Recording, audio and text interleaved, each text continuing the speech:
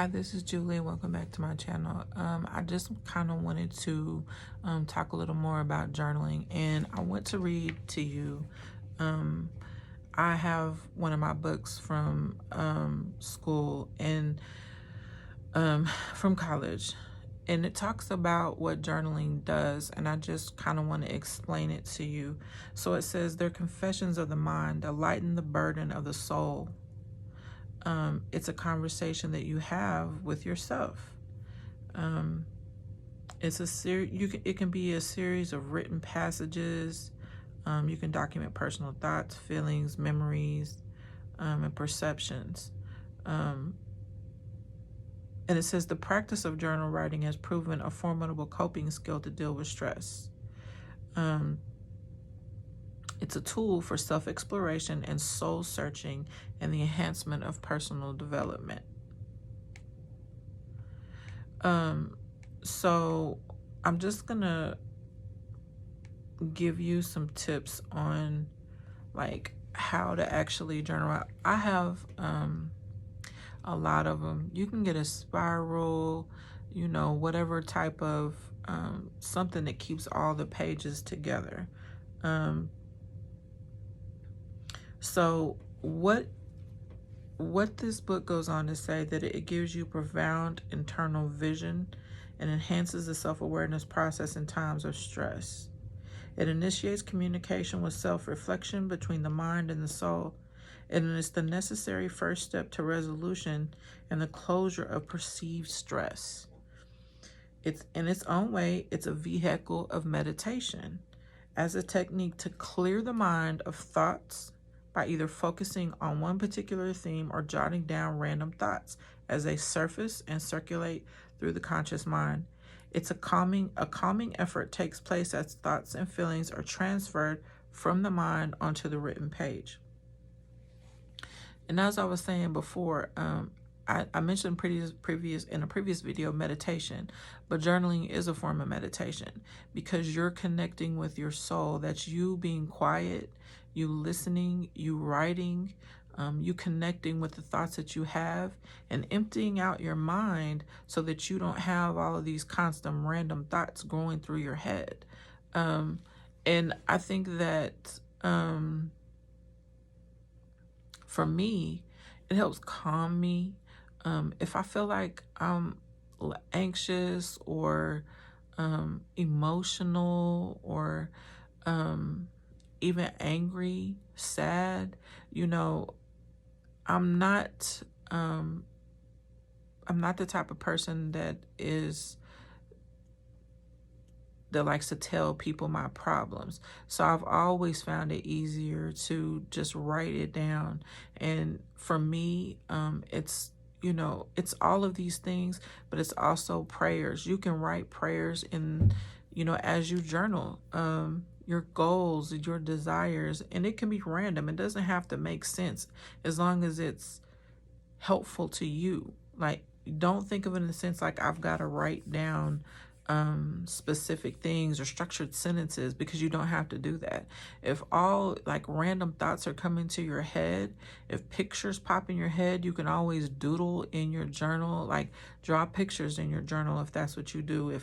If that's what calms you or helps to empty your mind of negative thoughts, it's very helpful. Like, let's just say you're overwhelmed and you have a lot of thoughts that are kind of racing around in your head. It's a way for you to kind of catch those things and pull them out and get them away from your mind, so that you can see, like, and it's been times when I've gone back and I've looked in my journal and I'm like, wow, you'll kind of surprise yourself. And I feel like what journaling also does, it allows you to see growth.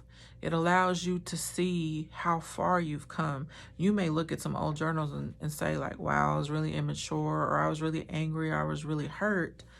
And it also gives you a kind of timeline for you to see that, I've made some progress. I don't feel like that anymore. I used to feel this way, but I don't feel like that anymore.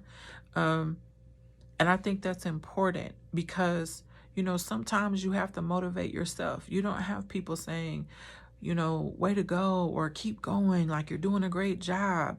Like, you sometimes you may be in a relationship where that person doesn't encourage you like that. You may have friends, you may have the wrong friends that don't encourage you or push you to be your best. You may have, unfortunately, have parents that, you know, don't see who you are. You may feel like they don't see who you are, or they're abusive to you.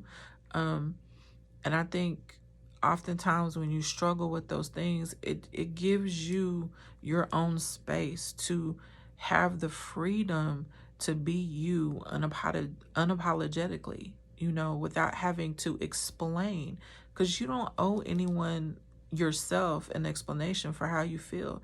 You know exactly how you feel, or you may not. But those are your thoughts, those are your feelings. And when you're talking to yourself, you don't have to worry about hurting someone else's feelings, or if I say this, maybe they're not going to understand, you know.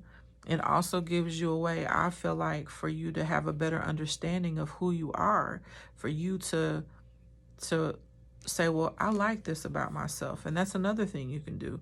You can make a list of the things that you like about yourself and the things that you don't. You know, a stop and a go. Like, the stop is like, I like these things about me. The go is, these are things that I need to work on, because we all need to work on ourselves. No one is perfect. And I think that's something to keep in mind, that, you know, when you know that no one is perfect and you don't have control over anyone else's reactions, you know that the only thing you can work on is how you react to situations, how you feel or think about situations. That is the most important thing that you can do, because that allows you to have peace in your life, especially when you feel like, have you ever felt like it's just stuff just keep happening to me? Or, you know, you sometimes you wake up and you be like, today is not the day. You know, you have that, like, everybody better leave me alone today. You shouldn't wake up like that. You should wake up like, it's a new day and I have the opportunity to be happy today. Choose to know that when you wake up and you're angry or you're upset, that I don't have to feel like this. I don't have to be angry. I don't have to be hurt. I don't have to be sad. I can choose to be happy, because this is the one thing that I do want to say.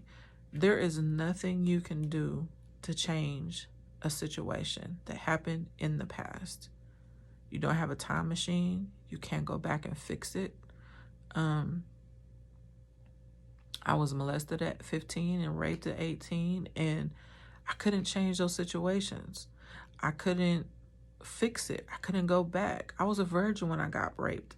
You know, there was nothing I could do to fix these situations.